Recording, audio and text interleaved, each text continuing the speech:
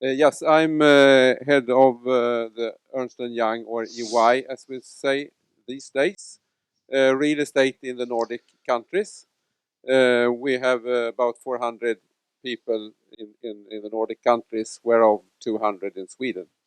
And professionally, I'm an auditor, so I'm auditing several companies, real estate companies listed in Sweden, about 10 of them. So it's great to be here because then I can do something else than reading these reports, because these days I'm reading reports all the time. So this is a good break. Great, Klaus. Yeah, maybe it's a nice break in the hectic day. Klaus Vikström, I am the Vice President of Fabege listed company with properties in Stockholm only. And when I say Stockholm only, it's very few areas in Stockholm, very focused on 5 areas. Have 50 billion value property in Stockholm, and mainly focused on development. Have nice to find new plots, build good head office mainly, which we have focused on recent years. And if you find a good buyer, sell them with a decent profit, and seems to be quite a good business idea. Nice to be here with Catella. So thank you very much. Great, Andrew. I won't spend too much time explaining Catella, but in short, we're a bank, we're a fund manager, we've got about 15 billion euro under management, and we're a corporate finance house as well, advising on property pan-Europe. I've been with Catella for 12 years, born in New Zealand, grew up in Australia, and I'm now a Swedish citizen, live here, very happy about being a Swede, and more increasingly spending time in London due to the large amount of things that Arvid has been talking about, with the Nordics being a focus for international investors. Hello, I'm Lars. I'm Norwegian. I'm heading research for Aberdeen in the Nordics. Aberdeen is an independent fund manager, meaning that what we do is only trying to create performance for the clients. Here in the Nordics, we are most known for property, but globally, property is less than 6% of total assets. In terms of the investment approach we have towards property, I would say that most of our clients are institutions, and therefore most of our products are very long-term. We have a very long-term view on property, and in the long term, cash flow is what is the majority of the property returns. So we are very cash flow oriented, and we are very stock pick focused, meaning that we are more looking at individual asset risk and the performance we get for each asset, rather than trying to focus on strategies based on specific sectors. Okay, great. Hi, Ed Williams. I'm a senior partner with CapMan. CapMan's a Helsinki-based private equity firm. It's been around for about 28 years. I work with the real estate group, which was formed in about 2005. Since that time, we've raised just over €1 billion for investing in pan-Nordic real estate. I'm an English guy, as you can probably tell, but in my defense, I would say that I've been working in the Nordic market since 1995, and exclusively really since about 2005. Okay, my name is Pontus, and I represent Helaba in the Nordics. Helaba is one of the few Landesbanks that are still left, and we are the second strongest bank in Germany. With that said, compared to Deutsche Bank and Commerz, it's maybe not something to be proud of, but we are nevertheless. Helaba has roughly 7,000 employees globally, and we have a balance sheet of roughly 200 billion euros. In Sweden, we have roughly 1.3 billion euros outstanding debt. We are active in all Nordic countries. With that said, we are primarily active in Norway, Sweden, and Finland. We have an office of 5 people here in Stockholm, and we opened up earlier last year. We are 2 persons covering the corporate space, and we are 2 persons covering the real estate space. And that's typically the business lines we have in the Nordics. It's corporate lending, debt capital markets, and real estate lending. Maybe just starting with you, Ed. I mean, we picked up here from Arvid that there's going to continue to be lower growth. We might have an uptick in interest rates. But how do you see that? You're obviously raising funds for pan-Nordic. How do you see that, particularly within the context of the wider European story?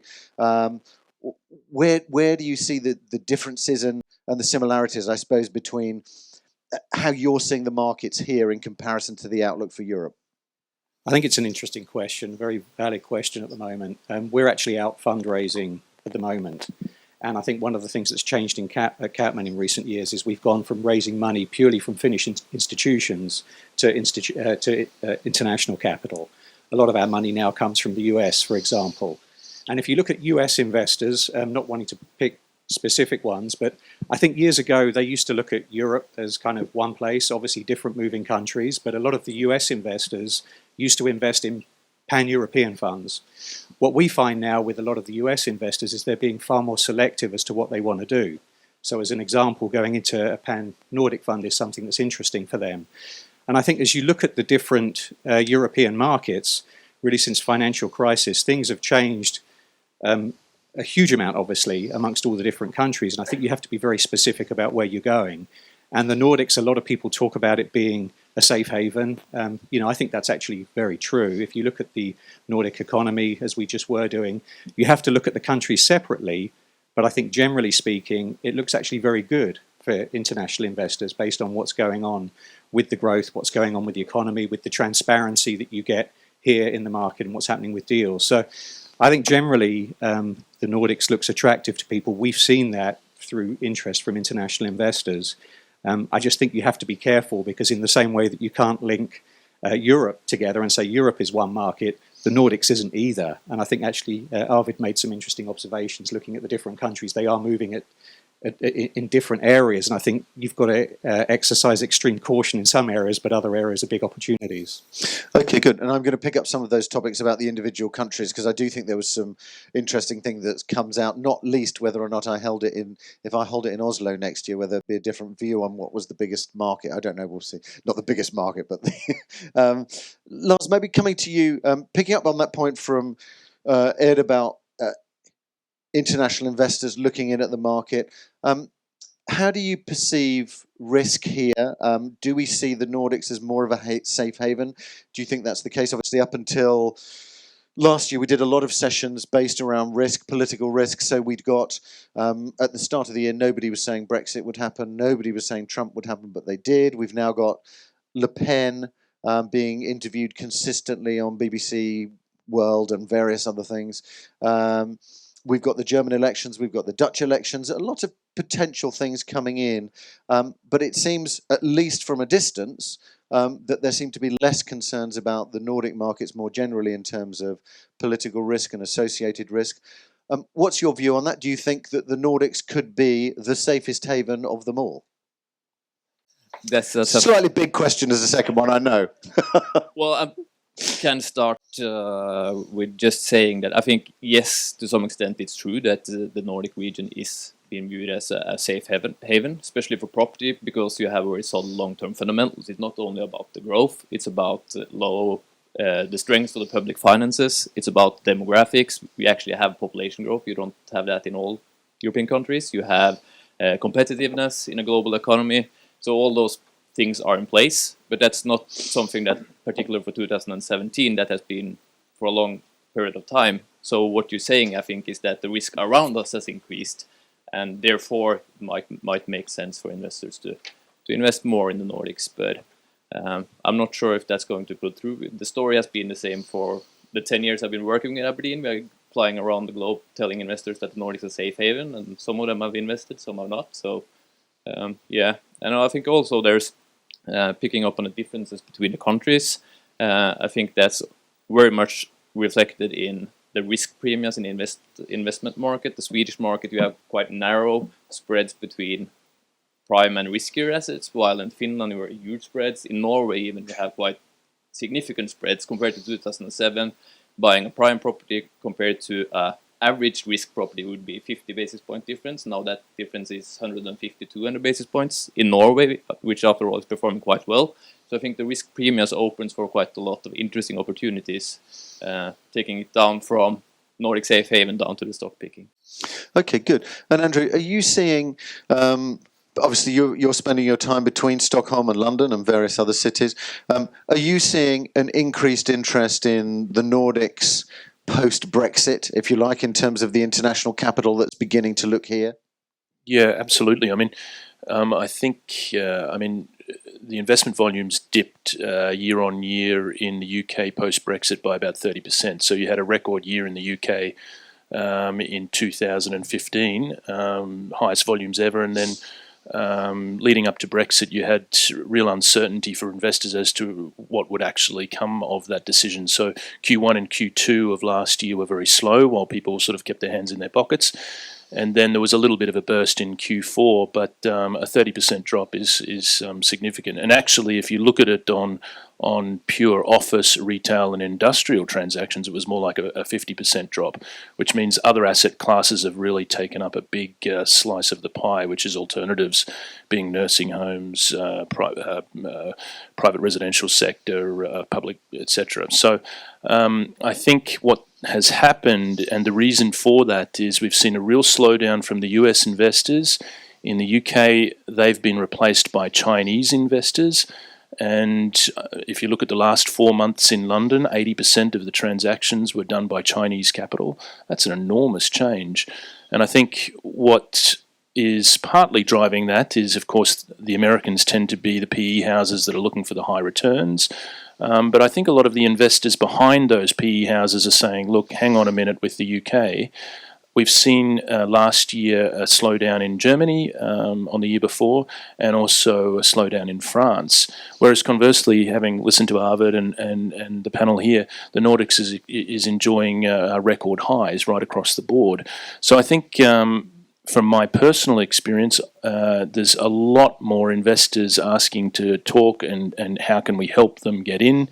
There are different, as per Arvid's slides, I think Finland and Denmark have been kinder to the foreign investors than Sweden has, simply because you have such a strong listed market here in Sweden compared to, say, Denmark, where there's only 2 listed companies, and Finland, where there's only 3 listed companies, and here you have very large property companies supported by the different pension funds. So I think that's made it a varying case as to where the foreign capital has come from. But I would answer your question by saying there's, in the last 2 weeks alone, the number of investor meetings that I've been having in London with groups where they're under pressure to deploy into the Nordics, because that's where their investors want to go, is quite surprising and quite good news for the Nordics, I'd say. Okay, good. Klaus, maybe just coming to you in terms of just to drill down a little bit more into the Swedish market. In the areas that you're looking at, so we learned from Arvid that there's, we're at a high point in the cycle. Where's that going to go? Could it stabilize? Could it go down slightly? Where do we think we are at the moment in terms of Sweden? And also, what do you think in terms of the types of assets? I mean, we mentioned that there's opportunities in residential. Where are you seeing the assets from that point of view, and what type of sectors you think are potentially going to be the most interesting? Thank you, Richard. I think that we are working, say, to 95% in the office market. Do not focus about retail and residential so far. We have a lot of residential opportunities which we are looking at. More or less agree with Arvid's forecast, but I do not think that we have seen the top yet. We are working very heavily in Rindstig, which is, ask Arvid, Rindstig CBD is a suburb or is it Greater Stockholm, where is it? We have seen yields there which are very competitive with CBD.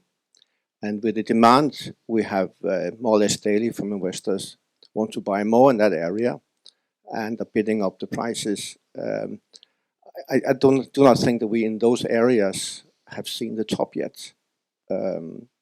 We are looking for lower yields in those areas. We see this wall of money in Europe. I mean, today in the bank you get no interest. Here you have on flexible office, because the big demand is on modern flexible office with long leases. So from that perspective, I still think there is more money to gain on the office market in Stockholm, and particularly on good flexible modern offices. Good tenants is a key issue. We have seen that with, I mean, we have 195,000 square meters under production. And they are more or less filled up with 4 to 5 tenants in total. And that's where we see the big interest from investors are. So the top is not reached yet. Maybe I will sit here in 1 year's time and say, well, I made a big mistake, but wouldn't probably be the first time. But We'll make sure you invite you back, Victor, just to make sure. Good, thank you for that. And Ingemar, in terms of the, let's look at that on a pan-Europe, on a pan-Nordic side.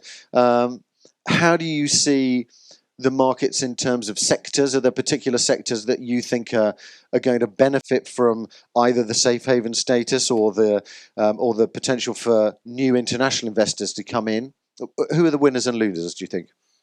Yeah, I think basically I agree with you that this wall of money thing, that is here, and I think we have globally we have a lot of good years to come. So that's the optimistic view, basically, for overall.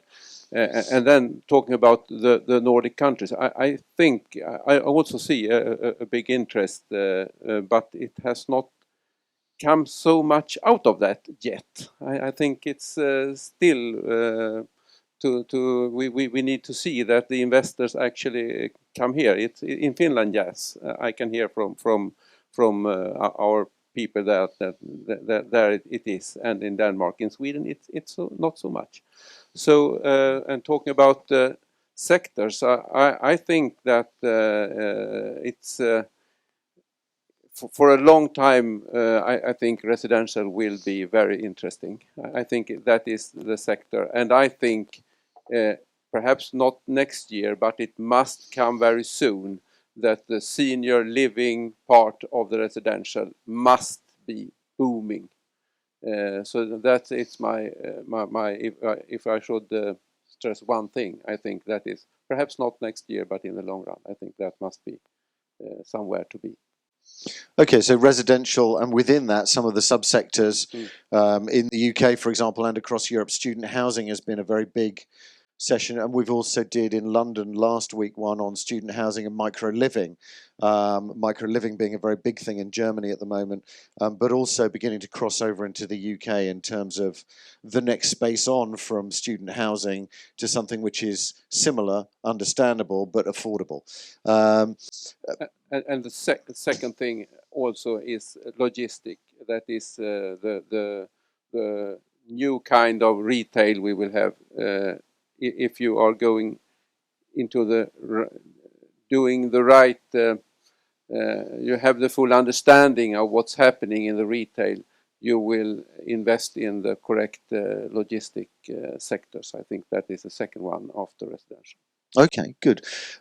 Pontus, I wanted to just come to you in terms of the financing side. Yes. Arvid mentioned financing in his presentation. I heard here in the discussion that some of the banks here, Swedbank, were pulling back a little bit, maybe from lending in the region. Helaba, on the other hand, has actively decided to take a larger stake in the region in a way. What's your sense of the outlook for financing for this year, particularly also for internationals wanting to come in, but are there sectors, where do you see it at the moment? Are there things you're prepared to lend on and things not? Has that changed? What's the situation? Absolutely, and this might put a wet blanket on your positive view of the world here. Because but you're fully correct. You know, all the Nordics is a kind of oligopoly market. We have very few senior lenders, and that's one of the problems, especially when you come as a new investor, virgin investor, and a foreign investor, because you will have a harder time finding the financing you need. Obviously, our analysis were quite simple because we follow our clients and we have a global footprint. So when we have the American or the UK-based funds or the German funds, obviously we can support them both in Europe, in the US, in the UK, and in the Nordics when they come here.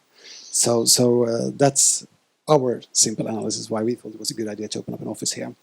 And this, we would obviously be glad to support new clients when they come as well, if the assets are right, the structures are strong enough. Where I see the risks might be in the same areas where Ingemar sees the opportunities, residentials and logistics. Obviously, you can find very good assets and brilliant returns, but there are also some pitfalls you can fall into, and you need to pick the right ones. And especially seeing these residential buildings in secondary areas, where I think it's extremely easy to see. It was extremely easy to see an extremely good upside on it, but the yields right now are a bit challenging in my perspective, and it's easy to miss out on the OPEX and the CapEx side in these type of investments. So yes, we are supportive and we will do continue lending. I think debt will be a scarce source going forward, and I'm just surprised I don't see more international banks coming into the Nordic space again. Okay, so from your point of view, you still see, are you, I mean, you're obviously not newly in the market, but you've set up an office here. If we believe that we've got some of the local banks withdrawing partly from the market. Worth mentioning from very, very high levels. If you look at the balance sheet of all the Swedish banks, they have extremely much real estate exposure. And is that sort of exposure something that you would be looking to pick up, that other international banks, there's an opportunity for them to come in and pick that up? Absolutely. So look at the margins in Germany, for example. You know, if you borrow money for building in Frankfurt, it's somewhere between 50 and 75 basis points. You know, it's extreme, and the funding cost is more or less the same if we go to Finland. If I get 200 basis points in Finland, the math is quite simple. Okay, so there's an attractive market here. Sure. And as we always said, it's a very transparent market. It's very easy doing business here. People do speak English. You know, we have all the international law firms, so it's quite easy as a German or as a UK-based bank to do business here, or conduct business in the Nordics. I'm going to come back in a second to Sure. you on the secondary thing, because it was something that Arvid, you mentioned very clearly was one of the opportunities. Ed, obviously you're raising value add funds. Prime here is quite tightly priced. So for you to be able to deliver a return to your capital, the investors in your funds, what are the strategies that you're employing? Does that mean moving to the sort of secondary to the regional cities, or is it looking after assets that require some love and attention? What's the strategy, and how does that operate? It's a very good and very broad question. I think, given what's going on in the markets, we have to work smarter and harder than we ever have before. Actually, I mean, I disagree a little with what Ingemar's saying, in that I think in Sweden we have to be very cautious right now. New records are being broken all the time in terms of lowest level of yields that we've been at. I hear rents being signed in the CBD at over 8,000 SEK a square metre. I hear about someone actually asking for 8,800 SEK a square metre in one building here. Obviously, you've got a good occupier market that's helping with that.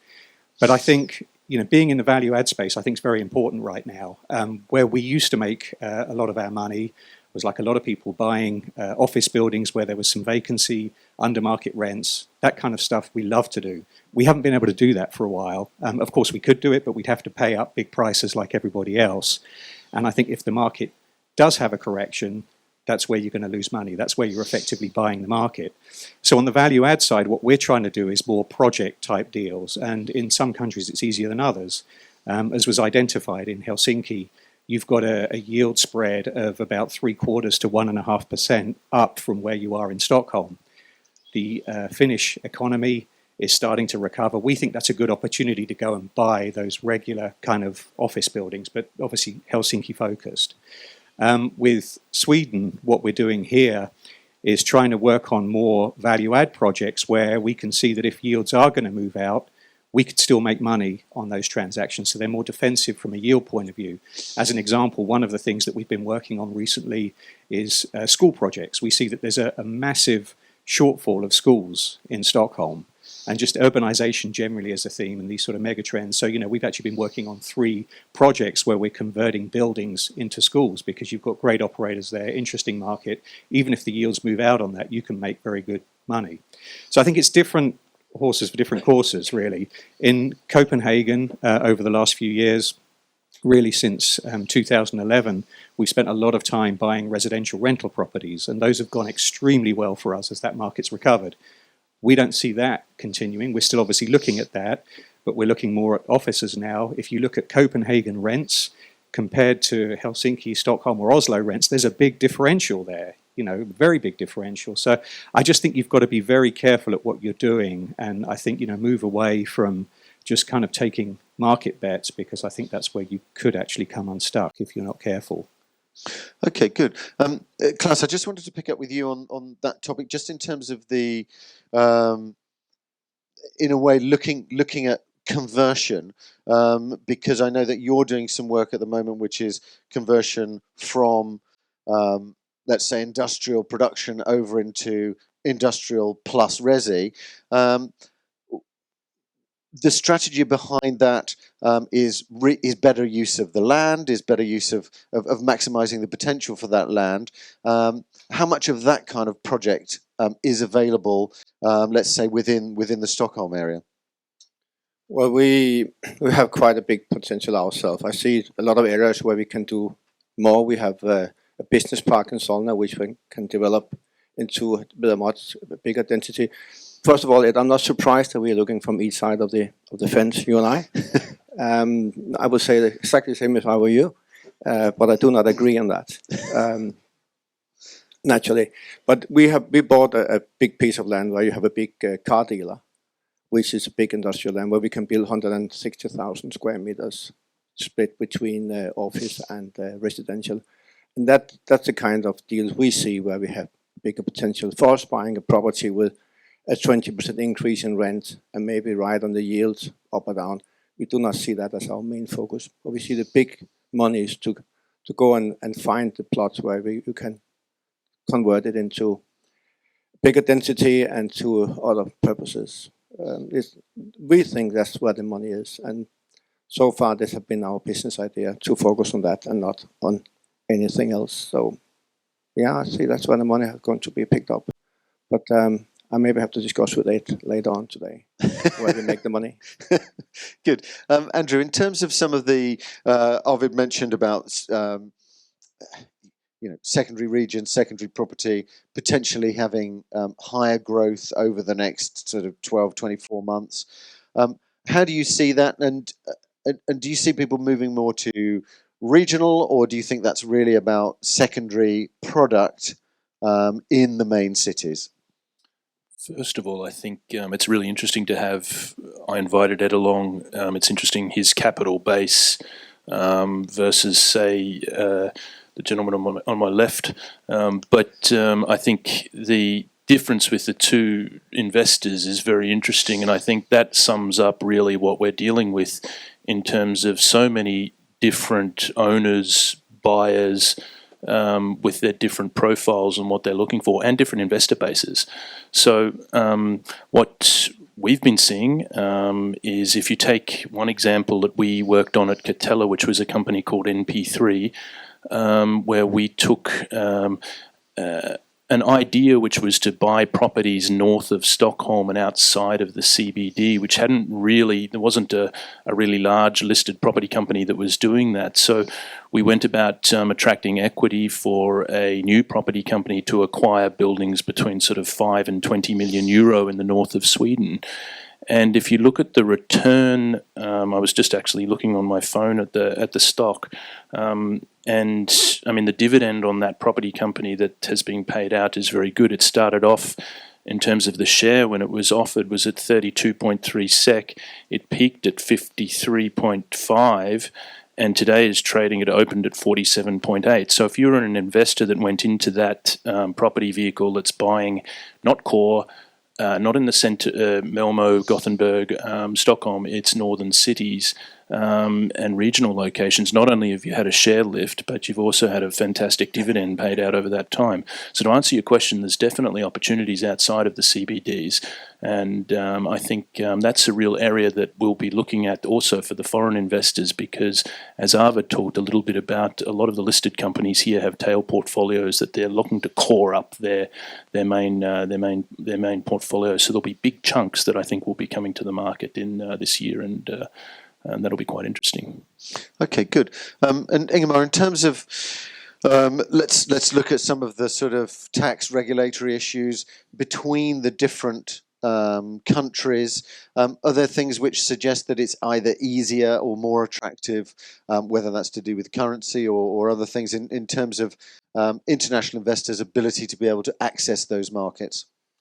Yeah, I'm sorry to say that, as I said before, globally, and in the long run, I think it's very good for the sector. And I agree with you that in CBD in Stockholm, probably it's close to the top. So we are not we can agree on that. But talking about the taxes, I'm very worried because in Sweden, even if I'm very positive, and I think in Sweden we can have some big problems to come just because of the tax changes that may be around, and that is it worries me much because it might be that we will have less deductible interest, for example, and that's not very good. And it might be that after, at the end of March, it should be presented a paper or a suggestion on how to reduce, as they say, reduce the low tax situation for property sector in Sweden, and that is a complete misunderstanding, according to my opinion, because the sector isn't undertaxed; it's overtaxed. So it shouldn't be any changes, but I think that this might or will have some. People in the sector or investors will be very worried. It might be that there will not be any changed rules at all. I'm not sure that those rules will be changed, but it will worry a lot of investors. So that being very optimistic in this on this matter, I'm very pessimistic. Sorry to say. Okay, what we're doing is we've got pessimism at either end of the table here, just to keep everybody else in check, which is good. So that is for Sweden. I don't know about any big changes in the other three countries. So there Sweden has a minus. Lars, you're saying there's not any particular change that you're seeing from those. Maybe drill down a little bit also into the different speeds of the economies that we've picked up from Arvid, and some of the differences between those two countries. Where do you see the opportunities and I suppose the risks in the individual countries? That's a good question. I think the main difference between countries is how risk is priced. So that's very linked to the economy. So the weaker the economy, the less risk investors want to take. But I think that opens for a lot of mispriced opportunities, because just because an asset is placed in Tampere doesn't mean it can provide a steady cash flow. So we are looking at very long-term cash flows, and because of that, I don't know if prime yields are going to peak this year and the market going to turn, but I do know that the return you get relative to underlying risks is quite low. And because of that, we avoid the prime market. We're trying to find more defensive long-term strategies that is linked more to structural changes like the urbanization. I think, yes, the biggest Nordic cities is growing very fast, but I don't think that the main benefit of that is prime offices. I think to some extent it's residential. You have a lot of conversion opportunities. We have just started a conversion fund that is investing in old obsolete offices, converting them to residential. But it can also be, say, a local retail center that is selling food and groceries and wine and booze to the local Sweden people living around there, that you can buy for a quite attractive yield. And as the city is growing out, you will have more people living around. The land use is getting intensified and so on. And also, Klaus mentioned that it's buying some industrial land. I think there's a lot of opportunities whereby industrial properties in central areas of the cities, which is going to be absorbed by the growth. And in the meantime, you may get some income out of that land as well. So I think we try to look more at the big structural changes than trying to foresee turning points in the economy or the capital cycle, because I have been trying to base investment decisions on that in the past, and it's not that easy. Okay, good. One of the things that I would like to pick up then, in your analysis that you're doing of the sectors, how do you see things like that play between retail and e-commerce, particularly in this region? There's obviously been quite a lot of substantial shopping centre transactions, but also shopping centre developments here. So how do you see those two competing aspects? I think in general we are very much oversupplied with shopping centers in the Nordics. Of course, we have a cold climate and people like to go by the car, but we have too many shopping centers, especially in smaller and mid-sized cities. And a lot of those average quality centers is going to suffer quite a bit from the e-commerce. I think what's going to stand out is the big destinations, being the best and biggest centers with all the best retailers and some leisure and restaurants and so on one end. On the other end, it's going to be those convenience-based centers that I'm talking about, where you go to buy your food or cut your hair and maybe have a doctor's office on the top. I think those are going to be quite resilient, but everything in between, I think there's a lot of risks. And I pretty much support that argument about logistics being one of the best sectors going ahead. But that is, of course, logistics is not logistics. You need to have the right destinations. You need to be close to your clients, and you need to understand the supply chain. I think some analysis shown that selling goods through a shop compared to selling through e-commerce, the e-commerce requires 3 times the logistics space for the same amount of goods sold. So of course, the more that moving over to e-commerce is going to demand a lot more logistics. And yes, logistics yields are coming down, but if we, for the first time in history, can expect some rental growth in logistics, it might make sense anyway. And it's quite interesting. We do a number of sessions on logistics throughout the year, but and you can gradually see year by year the changes of it. So at Expo Real, we have pretty much the whole of the logistics space represented on the panel, give or take. And in the majority of those, last year, it moved from being a discussion about development, potentially spec development, that was already happening, to that actually then rental growth would begin to come through. So it'll be quite interesting to see how that story develops, I think, over that time. And Pontus, I just wanted to come to you in terms of looking at the secondary aspects of it, looking at that market.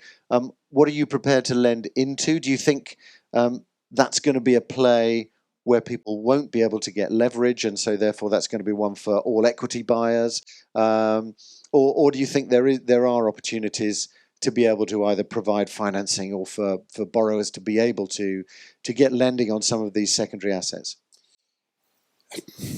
It depends on so many things, but I think generally speaking, yes, you could probably find financing. Perhaps not the leverage you want, and perhaps not the price that you like, or the amortization profile that fits the equity play.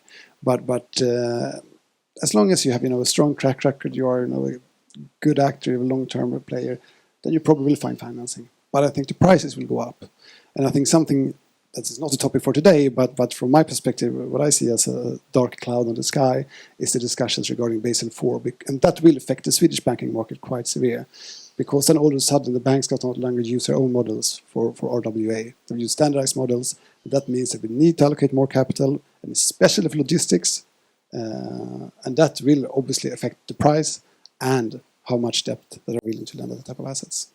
So just for me to understand, that means that there's going to be, that will restrict the amount of capital that they can put to work into the market, and so therefore that will... No, they need to allocate more capital to each loan. To each loan, yeah. Okay, yeah.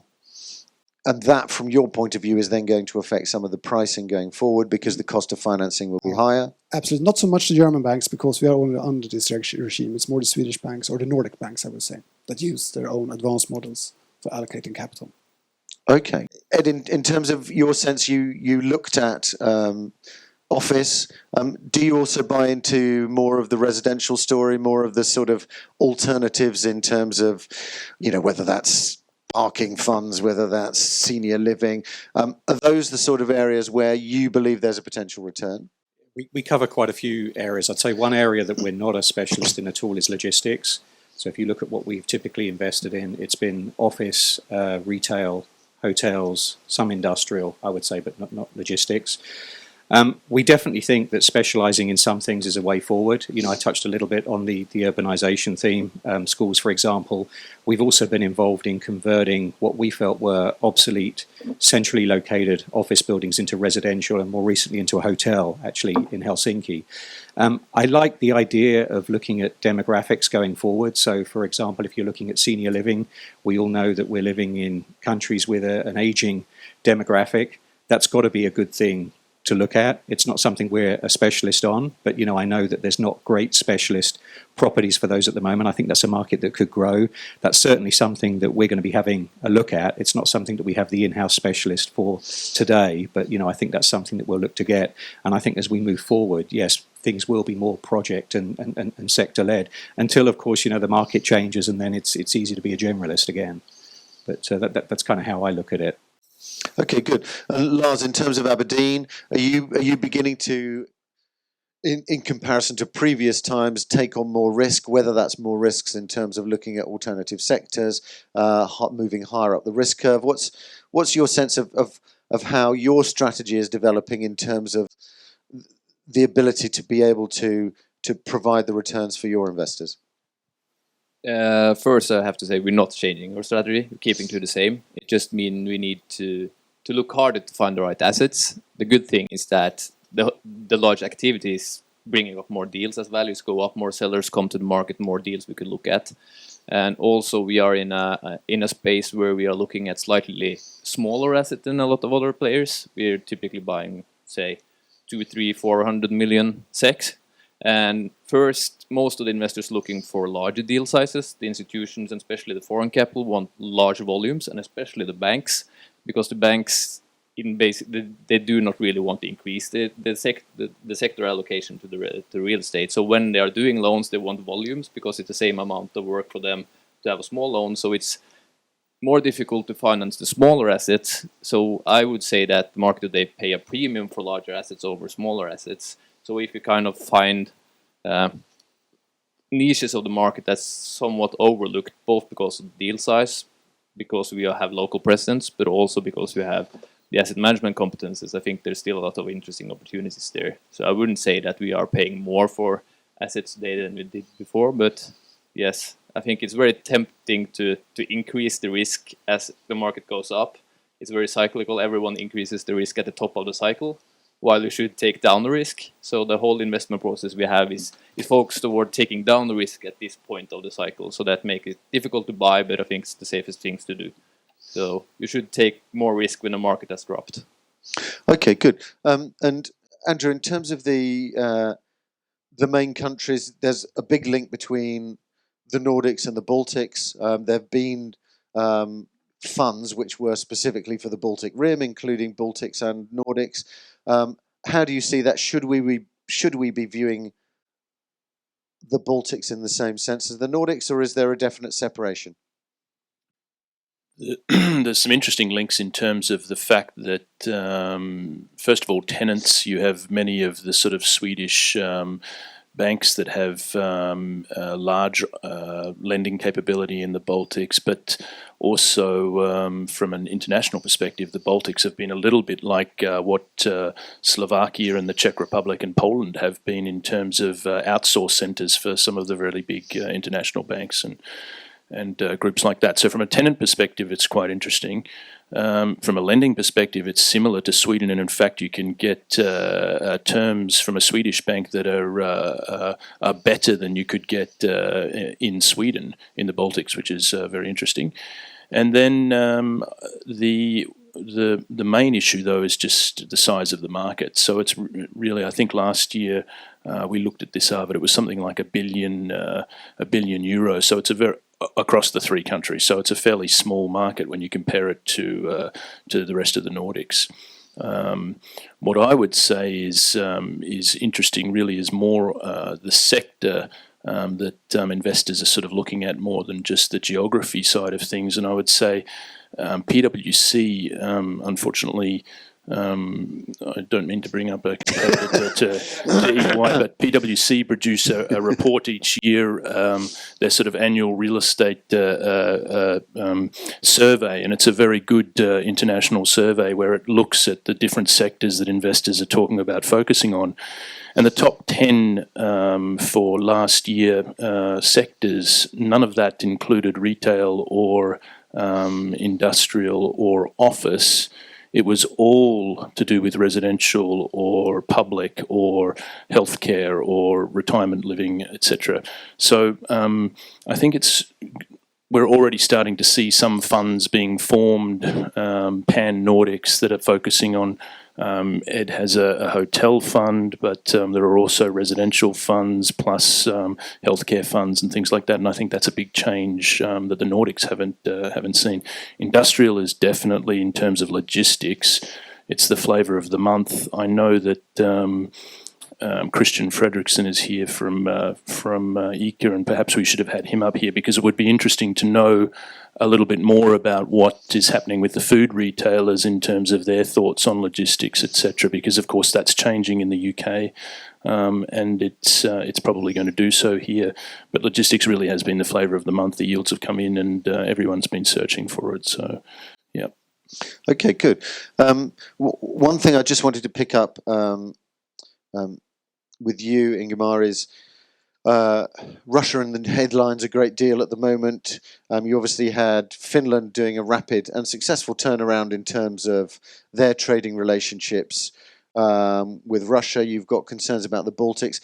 How much of that risk side of it do you think is playing into international investors' kind of views on this region? That was a difficult question or an easy question. An easy question in that matter that I haven't heard of that being a problem, but it might be. So no, I haven't heard about that. So hopefully it's not looked upon as from the international investors as a big problem for even for Finland. I haven't heard of it. The problem is there, but I think it's already accepted in a way. So I don't think it's going worse, at least from that. No, okay, good. I've got two last questions, which is actually for everyone. The first one is about, for everybody who's here, is where would you invest? Everybody here has an investment interest. So where would you invest? Were I to give you everybody's money that I've taken out of their coats that they've hidden in the corner. So where would you invest? Where would you suggest are the interesting investment opportunities at the moment in the market? So let's start with you, Pontus, at the first. You can choose whether that's where you would lend or whether you would invest. No, that's very simple, actually. I would take all the money and set up a debt fund, with a very, very free debt fund with a very wide mandate. Okay, very good. Definitely the Nordics, although I sound cautious about some of the areas, very optimistic about others. So, I think the growth and strength of the Nordics is good, so I would definitely go there. If you're asking me with some personal money to put it somewhere else, I would actually think about the UK. Actually, a lot of people are nervous about that at the moment because of Brexit. I think what's been happening since June is quite interesting. Of course, Article 50 hasn't been served yet. We're all waiting to see what happens when that comes.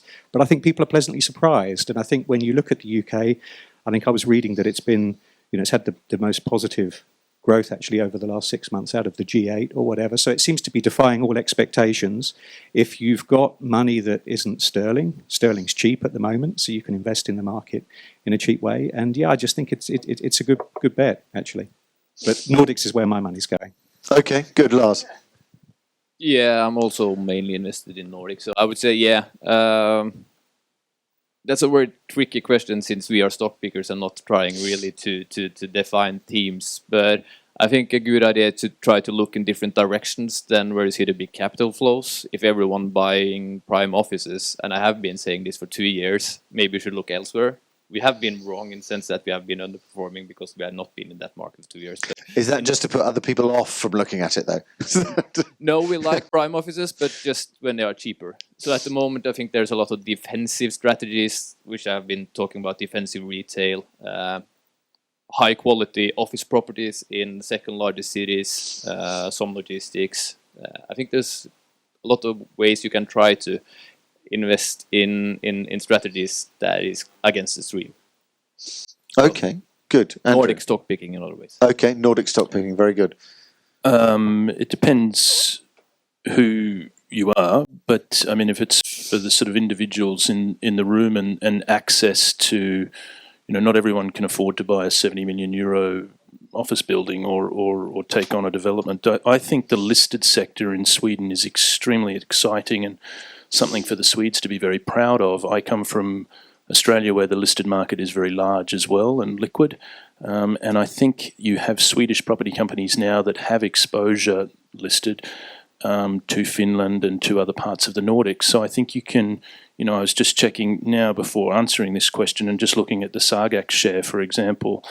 And I know that the Swedish market has been trading at a 15% premium, and that's been very exciting, and everyone's been asking why, and there's been a dip.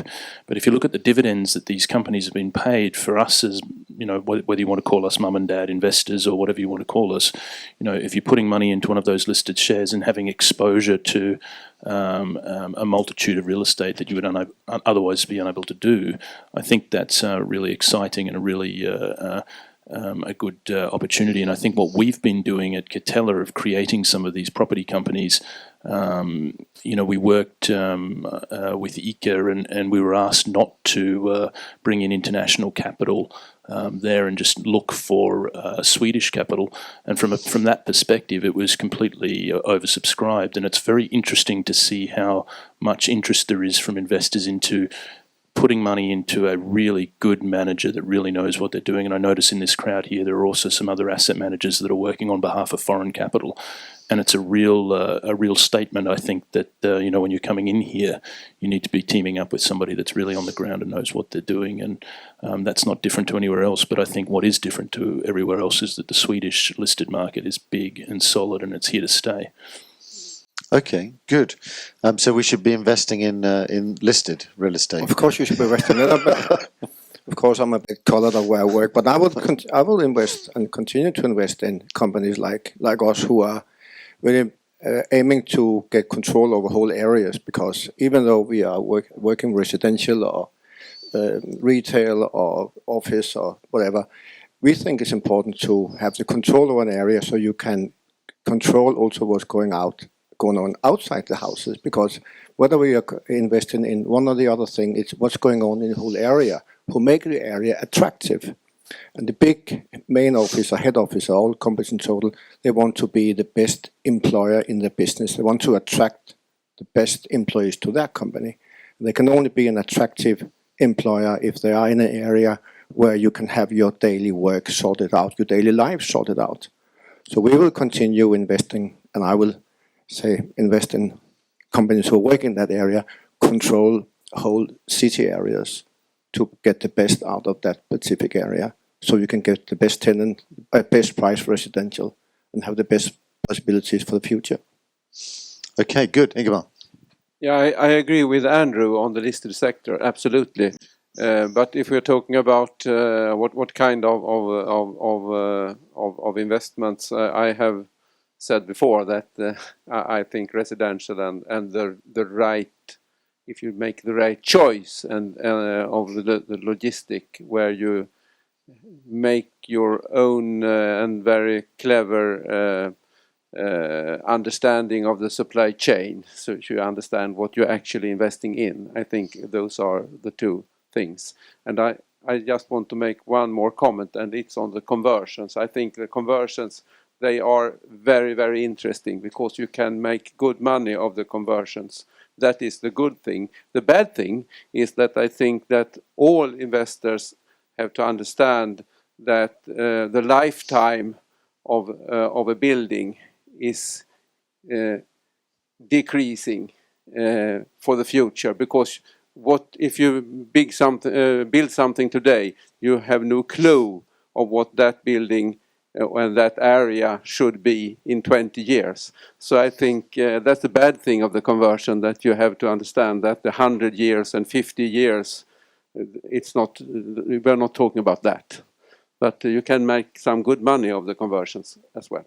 of course. Okay, good. And last question, which is kind of 10 seconds each. We've heard a little bit about risk. We've got a lot happening geopolitically. So we're going to concentrate on aspiration and what we'd like, since it's sort of still just about the outlook for 2017. Although the first sacking has already happened in the States, but, you know, we believe that there's an outlook ahead. Personal or business aspiration, 10 seconds each, so that we can then come back to you next year and find out whether you've achieved it. Ingemar, starting with you and going that way. I don't think that will be things will change very much during 2017. I think it's not so, just about the same. Okay, your aspirations for 2017. Personal, qualify for World Championship in Ironman in Hawaii. Excellent. Secondly, continue developing city areas like we're doing today. Very good. Ironman for you, Andrew? China, watch that space. Okay. Business, investor clients' money wisely. Personally, being a good guy. Close the fundraising of our next Pan-Nordic fund. Yeah. And also do a transaction in Oslo, and hopefully that will lead to opening an office there, because we're very big in Finland, Sweden and Denmark, but haven't done anything in Norway yet. Okay, very good. Pontus? Well, we'll continue to grow our business and support our key clients. I would love to do a Schuldschein for the real estate market. That's still a bit far-fetched. And on a personal note, I hope I can be a good father for my third child, due in April. Okay. Well, look, that's a very good end point. Thank you.